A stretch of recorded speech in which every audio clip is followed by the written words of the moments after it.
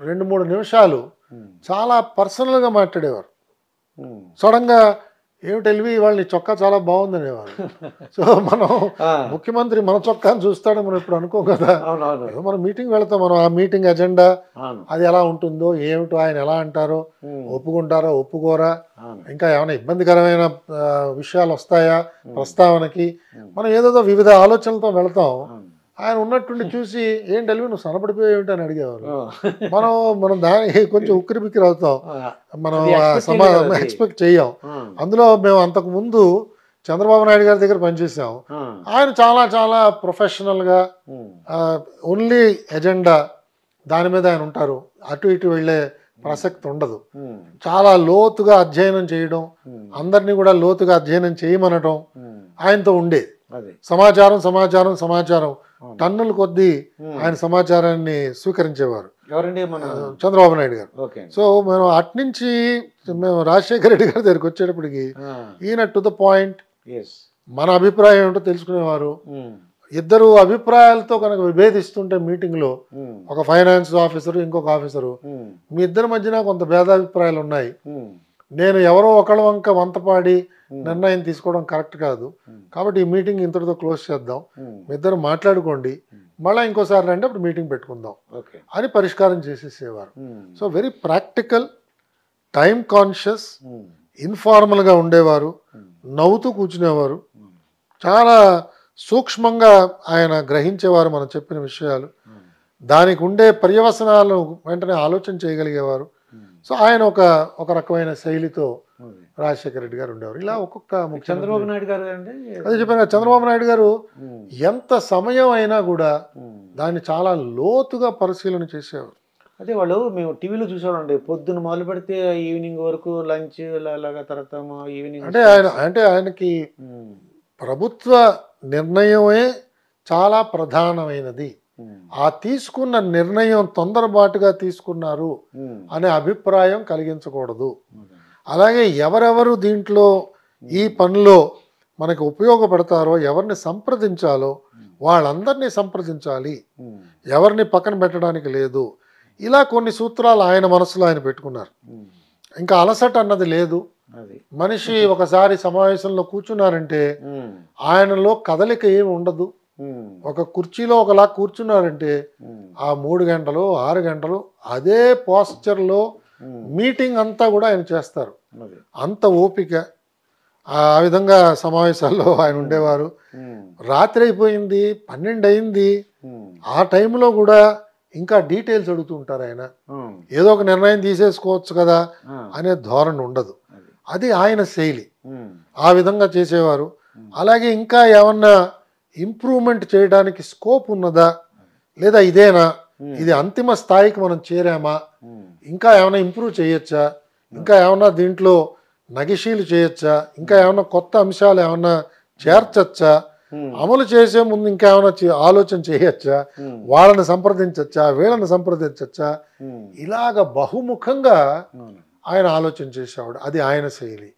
ఇలా ఒక్కొక్కళ్ళది. మా జగన్మోహన్ రెడ్డి గారి పరిస్థితి, జగన్మోహన్ రెడ్డి గారి స్టైల్ ఎలా ఉందంటే ఆయన ఏంటంటే ర్యాపిడ్ ఫైర్ అండి. ఆయన నాకే చెప్పారు ఒకసారి లిఫ్ట్లో ప్రయాణం చేస్తున్నప్పుడు, అన్నా ఇప్పుడు మనం ఇదంతా T20 ఆడుతున్నాం, ఇది ఇంత పూర్వంలో లాగా లిమిటెడ్ ఓవర్స్ కాదు, టెస్ట్ మ్యాచ్ అంతకుండా కాదు, ఇది T20 క్రికెట్ మ్యాచ్, ఏ రోజుకి ఆ రోజే మన పర్ఫార్మెన్స్ అని ఒక దృక్పథంతో ఆయన ఉండేవారు. దాంతో ఏదో ఒక నిర్ణయం త్వరగా తీసేసుకోవాలి, అంతేగాని ఈ నిర్ణయం బాగా నలగాలి, నలుగురిని సంప్రదించాలి, అందరినీ తెలుసుకోవాలి, అందరి అభిప్రాయాలు తెలుసుకోవాలి, ఇంకా లోతుగా పోవాలి, ఇతనికి అనుభవం ఉందా, మనకు సలహా ఇస్తున్న వాడికి అనుభవం ఉందా, ఇతని బ్యాక్గ్రౌండ్ ఏమిటి, ఈ బ్యాక్గ్రౌండ్లో ఎవరికి మంచి అనుభవం ఉన్నది వాళ్ళని సంప్రదిద్దామా, ఇలాంటి ఆ దూరపు ఆలోచన నాకు కనిపించలేదండి. ఒక నిర్ణయం తీసుకోవాలి, అది నీకు బాగా తెలుసని నేను భావిస్తున్నాను కాబట్టి నిర్ణయం తీసేసుకోవడమే. కొన్నిసార్లు ఆయన ముందుగానే ఆలోచన చేసేవాడు, మరి ఆ నిర్ణయం మంచిది అని భావించేవాడు, ఆ నిర్ణయాన్ని ప్రకటించేసేవాడు. సపోజ్ మనం దాన్ని ఏమన్నా సవరణ చేయడానికి ప్రయత్నం చేస్తే అది వద్దన్నా అది పక్కన పెట్టేసి అది అయిపోయింది అలాగో, ఇంకేమైనా ఉంటే చెప్పు అనేవారు. సో ఆ విధంగా ఈయన quick decision making, rapid firing లాగా ఉండేది ఈయనతో. అవును. అన్నీ త్వరగా నిర్ణయాలు చేసేసేయాలి. ఉమ్. అంత త్వరగా నిర్ణయం చేసిన తర్వాత అమలు చేసినప్పుడు సమస్యలు వస్తాయేమో కదా ఆ, అని మనం చెప్తే ఆ. ఆ తర్వాత చూద్దాం, అమలు చేసినప్పుడు చూద్దాం ఓకే. అనేవారు. కానీ ఉమ్. అందుకే మనం చూస్తున్నాం ఆయన ప్రభుత్వంలో ఉమ్. అనేక ఆర్డర్స్ కోర్టు కొట్టేయడం కానీ, అవునండి. స్టే ఆర్డర్స్ ఇవ్వడం కానీ అలాంటివి జరుగుతున్నాయి. జరుగుతున్నాయి. అవన్నీ కూడా ఎప్పుడు లేని విధంగా అండి. అవన్నీ కొంచెం మరి ప్రభుత్వానికి అది పరాభవం కింద భావించాలి ఉమ్. యాక్చువల్గా. ఉమ్. బట్ ఆయన దృష్టి ఇలా ఉంటుంది, ఆయన ఆలోచన అలా ఉంటుంది. అది ఆయన శైలి అండి. అంటే మార్నింగ్ ఎన్ని గంటలు వేస్తారంటారు ఇప్పుడు సీఎం గారు? అంటే ఒక్కొక్కళ్ళది ఒక్కొక్క రకమైన అలవాటు అండి. మీరు చూసుంటారు కదా అమ్మా. అంటే సుమారుగా 9:30కి ఆయన మొదట కలుస్తారండి. 9:30కి సుమారుగా అప్పట్లో. అంటే చాలా మంది ఏమంటారంటే పొద్దున్నే 5 గంటలు లేస్తారు, ఎక్సర్సైజ్ చేస్తారు. అయ్యో తెలియదు, మనకు తెలియదు అంటారు. ఆ. ఇవన్నీ మనం వెనుకడే, కానీ నేనేమి ప్రత్యక్షంగా ఉమ్. నాకు అలా చూసే అవకాశం ఎక్కడ లభించలేదు. ఉమ్. ఆయన మొదటిసారి కిందకి రావడం అది 9:30 నుంచి ఆయన దైనందిన కార్యక్రమం స్టార్ట్ అయ్యేది. ఉమ్. నేనున్నప్పటి వరకు నేను చూసిందండి. ఆ. 6-6:30 కల్లా ఆయన అంతా పెట్టేబేడ సర్దేసుకోవడం, ఉమ్. దుకాణం మూసేవారు ఆయన. 6కి. అంతే.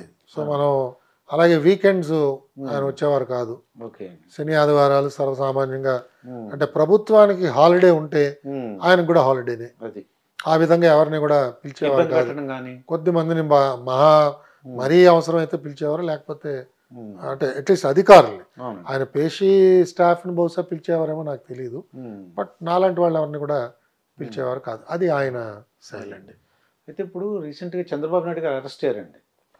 అంటే నా ఉద్దేశం ఏంటంటే అయ్యా చాలామంది జయలలిత, లాలూ ప్రసాద్ యాదవ్, మధు కోడా, అలాగే ఓం ప్రకాష్ చౌతాలా ఫ్రమ్ హర్యానా, వీళ్ళు చీఫ్ మినిస్టర్గా ఉండి అరెస్ట్ అయిన వాళ్ళండి. ఇప్పుడు చంద్రబాబు నాయుడు గారి కన్నా ఇప్పుడు అరెస్ట్ అయ్యారు కాబట్టి, ఇటువంటి అరెస్ట్ అయినప్పుడు మీలాంటి ఆఫీసర్లు ఈ తప్పు చేస్తే మనం ఫ్యూచర్లో ఇబ్బంది పడతామండి, వద్దండి అలాగే చెప్పరా సార్ వాళ్ళు? అంటే నా దృష్టిలో అందరూ చెప్తారండి. ఉమ్. కొన్నిసార్లు మనం చెప్తున్నా ఉమ్. వాళ్ళు గ్రహించకపోవచ్చు, ఓకే. వాళ్ళకి తాత్కాలికంగా ఇది లాభం అని అనిపించవచ్చు, ఉమ్. వాళ్ళకి రాజకీయ ప్రయోజనం అందులో ఏమన్నా కనిపించవచ్చు. కొన్నిసార్లు సలహా చెప్పేవాళ్ళు ఉమ్. గట్టిగా చెప్పలేదేమో అని ఒక అనుమానం కూడా మనకు రావచ్చు. ఉమ్. ఇలాంటి అనేక అవకాశాలు ఉన్నాయండి. అదే. ఎందుకంటే అక్కడ ఉన్న అధికారులందరూ అనుభవంతో ఉన్న వాళ్ళే ఉంటారు. అవును. కనీసం 20 సంవత్సరాలు 30 సంవత్సరాలు అవును. సర్వీస్లో ఉన్నవాళ్లే ఉంటారు అధికారుల కింద. ఉమ్. అలాగే ఆయనతో ఉన్న మంత్రులకు కూడా అపారమైన అనుభవం ఉంటుంది, అవును. సలహాదారులు కూడా అనుభవం ఉన్నవాళ్లే ఉంటారు. అవును. కాబట్టి వీళ్ళందరూ కూడా జాగ్రత్తగా ఇవన్నీ బేరీజ్ వేసి ఉమ్. ఆయనకి సలహా ఇచ్చే ఉంటారని నేను భావిస్తున్నాను. ఉమ్. కానీ ఈయన చంద్రబాబు నాయుడు గారు ఇప్పుడు జైల్లోకి వెళ్ళారంటారు, రాజమండ్రి జైల్లోకి వెళ్ళారు. అవునండి. అంటే ఇది కక్షపూర్తి చర్య అంటారా, లేదంటే నిజంగా తప్పు చేసుకుంటారంటారా? అంటే మనకి ఇంకా వివరాలు ఏమీ రాలేదండి బయటికి. ఉమ్. ఇవాళ ఇంతవరకు మనకు తెలిసిన వివరాలు ఉమ్. చాలా పాక్షికంగా ఉన్నాయి. అంటే సంజయ్ అని ఏపీ సిఐడి చీఫ్ ఏం చెప్తారంటే అవును. 16 చోట్ల సంతకం పెట్టేశారు. ఇప్పుడు సంతకాలు పెట్టవలసిన అవసరం ఉంది. ఉమ్. ముఖ్యమంత్రో, కార్యదర్శులో, మంత్రుల్లో పెట్టవలసిన అవసరం ఉంది. ఉమ్. సంతకం పెట్టాడు కదా అని చెప్పి మనం నిందితుడి కింద మార్చటం అది సబబుగా లేదు. ఉమ్. మనం ఇంకా లోతుగా చూడాలి. ఒకటి. రెండు, అసలు ఇన్వెస్టిగేటింగ్ ఏజెన్సీస్ యొక్క పరిధి ఏమిటి, ఉమ్. ఎంతవరకు వీళ్ళు ఇన్వెస్టిగేట్ చేయొచ్చు. ఎందుకంటే ఈ నిర్ణయాలన్నీ కూడా ఆయన ఒక ముఖ్యమంత్రిగా నిర్ణయం తీసుకున్నాడు. ఉమ్. అంటే ఒక ముఖ్యమంత్రి తీసుకున్న నిర్ణయాన్ని ఉమ్. ఆయన కింద పనిచేసే సిబ్బంది ఎలా ఇన్వెస్టిగేట్ చేస్తారు? ఉమ్. ఇది విరుద్ధంగా కనిపిస్తోంది. అవును. మన రాజ్యాంగంలో ఉన్న ఏర్పాటు ఏమిటంటే ఒక ఎగ్జిక్యూటివ్, ఉమ్. ఒక లెజిస్లేచరు, ఒక జ్యుడిషియరీ. అవునండి. దీన్ని సెపరేషన్ ఆఫ్ పవర్స్ అని అంటాం మనం. ఉమ్. సో ఒక ముఖ్యమంత్రి గారు తీసుకున్న నిర్ణయం లేదా ఒక ప్రభుత్వ నిర్ణయం ఉమ్. అది రాజ్యాంగబద్ధంగా ఉన్నదా లేదా అన్నది ఒక కోర్టు నిర్ణయం చేస్తుంది. అవును. అంతేగాని ఒక పోలీస్ ఆఫీసరు, ఉమ్. అది ఏ డిపార్ట్మెంట్ అయినా కూడా ఆయన స్వతహాగా ఆయన ఒక పోలీస్ ఆఫీసర్. ఆయన సిఆర్పిసి ప్రకారం ఇన్వెస్టిగేట్ చేస్తున్నాడు, ఉమ్. ఆయన ఐపీసీ ప్రకారంగా ఇన్వెస్టిగేట్ చేస్తున్నాడు. అవును. ఐపీసీలో ఉన్న నేరాల్ని ఉమ్. రుజువు చేయడానికో అవును. ఉన్నాయో లేదో చూడటానికో పరిశీలన చేస్తున్నాడు. ఉమ్. సో ఈయన కింద పనిచేస్తున్న శాఖాధిపతులు ఉమ్. ఈయన ఎలా ప్రశ్నిస్తారు? అవును. కాబట్టి ఇది రెండు రకాలుగా చూడాలండి. ఒకటి, వీరు తీసుకున్న నిర్ణయాలు లోపభూయిష్టంగా ఉన్నాయంటే ఉమ్. న్యాయస్థానాలు చూడాలి. ఓకే. చూసి ఈయన తీసుకున్న నిర్ణయం రాజ్యాంగబద్ధంగా లేదు, రాజ్యాంగంలో పొందుపరిచిన అంశాలకి ఉల్లంఘన జరుగుతున్నది, రైట్ టు ఈక్వాలిటీ వైలేట్ అయింది, లేదా ఇంకోటి ఏదో వైలేట్ అయింది, రైట్ టు ప్రాపర్టీ వైలేట్ అయింది, ఏదో ఒక రాజ్యాంగ అధికరణ ఈయన తీసుకున్న నిర్ణయం వల్ల ఉల్లంఘింపబడింది అని నిరూపణ కావాలి. అది హైకోర్టు చేస్తుందండి. అంతేగాని మున్సిఫ్ కోర్టు లేదా డిస్ట్రిక్ట్ కోర్టు, జిల్లా కోర్టు, ఏసీబీ కోర్టు కాదు. ఒకటి. రెండు, ఇది నేరపూరితమైన చర్య అని చెప్పే ముందు ఈ పథకం ఏదైతే లాంచ్ అయిందో, స్కిల్ డెవలప్మెంట్ ప్రోగ్రామ్, ఏ ప్రోగ్రామ్ అయినా అది క్షేత్రస్థాయిలో ఎలాంటి లోపాలు కనిపించాయి, దానికి ఎలాంటి సాక్ష్యాధారాలు ఉన్నాయి, ఆ సాక్ష్యాధారాలు నిందించే అధికారులు ఎవరు, వాళ్ళు నిజంగా దొరికారా, వాళ్ళు దొరికినప్పుడు వాళ్ళ దగ్గర నుంచి ప్రారంభమైన ఈ ధనం ఇది ఈయన జేబులోకి వెళ్ళిందా, ఈయన అకౌంట్లోకి వెళ్ళిందా, ఇది మనం ప్రూవ్ చేయాలి. దీని మీద అనుమానం ఉండొచ్చు, కానీ ప్రూవ్ చేయాలి. ముందు అతని దగ్గర డబ్బు దొరికిందా, అతని దగ్గర దొరికితే ఒకవేళ అతను ఏమైనా చెప్పాడు అనుకోండి, నేను ఇచ్చానండి, ఎలా ఇచ్చావు, బ్యాంకు ద్వారా ఇచ్చావా, బంగారం ఏమైనా చేసి ఇచ్చావా, లేదా ఏమైనా ప్లాట్లు కొనిపెట్టావా, ఆయనకి రిజిస్టర్ చేసావా, ఏమిటి, ఏ రకంగా నువ్వు ఆయనకు లంచం ఇచ్చావు, నువ్వు ఆయనకి లాభం చేకూర్చావు, ఇవన్నీ నిరూపణ అయిన తర్వాత అప్పుడు ఈయనకి నోటీస్ ఇచ్చి ఇదిగో ఈ సాక్ష్యాధారాలు అన్నీ ఉన్నాయి అని చెప్పగలగాలి. అది అక్కడ జరిగినట్టుగా లేదు కదా. లేదండి, నోటీస్ అది ఇచ్చినట్టు. అయితే సుమారుగా ఆయన ఒక 40 సంవత్సరాలు ఈ రాజకీయ జీవితం ఉన్నారండి చంద్రబాబు నాయుడు. అవునండి, అవును. అటువంటిది ఆయన జైలుకి వెళ్ళారు, ఒక సామాన్యుడిలాగా జైలుకి వెళ్ళారు. ఇప్పుడు దీనివల్ల ఏంటంటే కొద్దిగా మంది బాధపడుతున్నారండి. అంటే ఇది అది చేసున్నా సరే ఇంకేదన్నా చేయాల్సింది, ఇలా జైలు పంపించకుండా అని అంటున్నారు. అంటే ఇవన్నీ కూడా మనకి ఇవాళ కోర్టు పరిధిలో ఉన్నాయి. అవునండి, కోర్టు నిర్ణయం చేస్తోంది. ఇవన్నీ కూడా కోర్టు ముందు వారి న్యాయవాదులు, అలాగే ప్రాసిక్యూషన్ సంబంధించిన న్యాయవాదులు, వీళ్ళందరూ కూడా చాలా వివరంగా అందులో ఆ సంబంధిత జడ్జి గారు చాలా సమయం వెచ్చించారు అని చెప్పి విన్నాం. కాబట్టి ఇవన్నీ లోతుగానే కొంత పరిశీలన అయింది. కాబట్టి ఇవన్నీ కూడా మనకి చట్టం ముందు మనందరం ఒకటే కాబట్టి దీన్ని మనం ప్రత్యేకంగా తప్పు పట్టడానికి లేదు. నేను అనేది ఏంటంటే